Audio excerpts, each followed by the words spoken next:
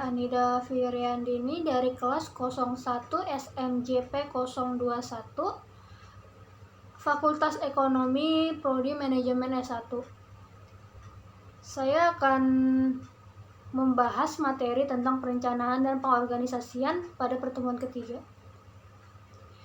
Apa yang dimaksud dengan perencanaan? Perencanaan adalah sebagai awal kita melakukan proses manajemen sebelum kita melakukan pengorganisasian, pengarahan, dan pengontrolan.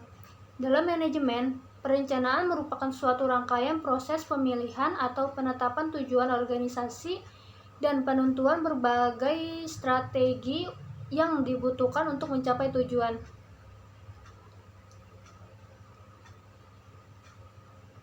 Perencanaan merupakan proses terpenting dari semua fungsi manajemen karena tanpa perencanaan, fungsi-fungsi lain pengorganisasian, pengarahan, dan pengontrolan tak akan dapat berjalan.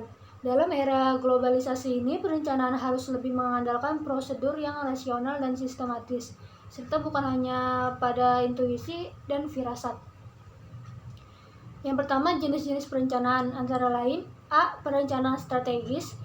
Rencana strategis yaitu rencana yang dikembangkan untuk mencapai tujuan strategis.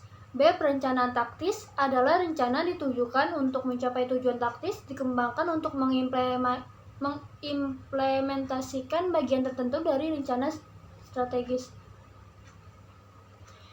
C. Perencanaan operasional adalah rencana yang menitik beratkan pada perencanaan rencana taktis untuk mencapai tujuan operasional. Kedua, ada hambatan perencanaan, yaitu A. Kurang pengetahuan tentang organisasi, B. Kurang pengetahuan tentang lingkungan, C. Ketidakmampuan melakukan peramalan secara efektif, D.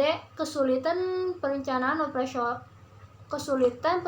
operasi-operasi yang tidak berulang, E. Biaya, F. Takut gagal, G. Kurang percaya diri, H. Ketidaksediaan untuk menyingkirkan tujuan-tujuan alternatif.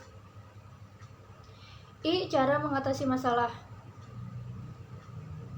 Yang ketiga, pendekatan dalam perencanaan. Adapun pendekatan dalam perencanaan yaitu 1.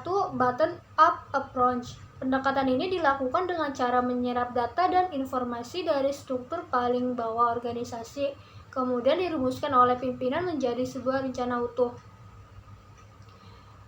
2. Top-down approach. Pada perencanaan top-down, top manager akan menentukan tujuan secara luas dan mendelegasikan manajer tingkat bawah untuk menyusun rencana dengan batasan tersebut. 3. Interactive approach. Kondisi interactive approach ini adalah penyusunan rencana yang dilakukan secara bersamaan oleh pimpinan dan anggota organisasi. 4. Dual level approach. Maksud dari pendekatan ini adalah pimpinan dan anggota menyusun rumusan rencana mereka masing-masing, kemudian disatukan menjadi rencana utuh. Selanjutnya, apa pengertian dari pengorganisasian? Pengorganisasian adalah suatu proses untuk merancang struktur formal, mengelompokkan dan mengatur, serta membagi tugas atau pekerjaan di antara para anggota organisasi agar tujuan organisasi dapat dicapai dengan efisien. Pentingnya pengorganisasian sebagai fungsi yang dijalankan oleh setiap manajer atau orang-orang yang menjalankan manajemen dalam setiap organisasi.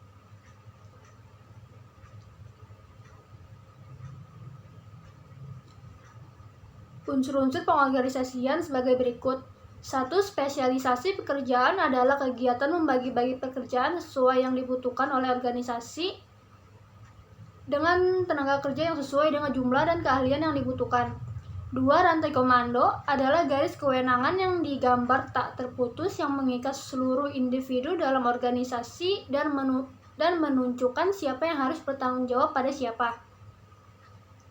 3. Kewenangan adalah hak formal dan sah dari seorang manajer untuk membuat keputusan, memberikan perintah, dan mengalokasikan sumber daya bagi kepentingan organisasi.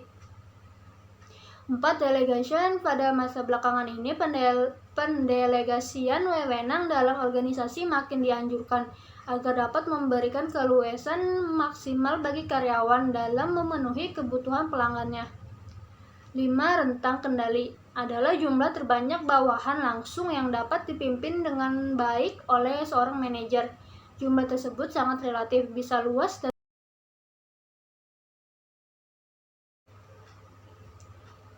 adapun aspek-aspek penting dalam organisasi dan proses pengorganisasiannya yaitu 1. Pembagian kerja, 2. Departementalisasi, 3. Bagan organisasi formal, 4. Rantai perintah dan kesatuan perintah, 5. Tingkat-tingkat hierarki manajemen,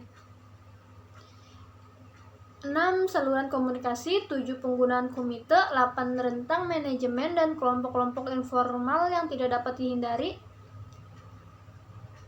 Tindakan-tindakan pengorganisasian mempunyai dasar-dasar yang perlu dipertimbangkan. Dasar tindakan pengorganisasian menyangkut 1. Pekerjaan, 2. Tempat kerja, 3. Hubungan kerja, 4. Orang-orangnya.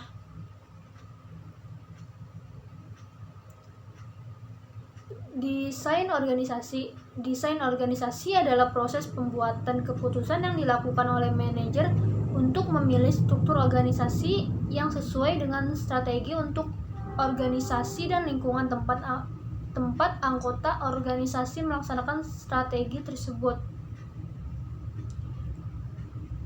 Selanjutnya, pengertian wewenang. Wewenang adalah hak untuk melakukan sesuatu atau perintah orang lain untuk melakukan atau tidak melakukan sesuatu agar tercapai suatu tujuan tertentu dalam organisasi. Wewenang merupakan syarat yang berfungsi sebagai penggerak daripada kegiatan-kegiatan. Wewenang dapat diartikan sebagai hak untuk memerintah orang lain untuk sesuatu agar tujuannya tercapai. Sekian pembahasan dari saya. Kurang lebihnya mohon maaf. Terima kasih. Wassalamualaikum warahmatullahi wabarakatuh.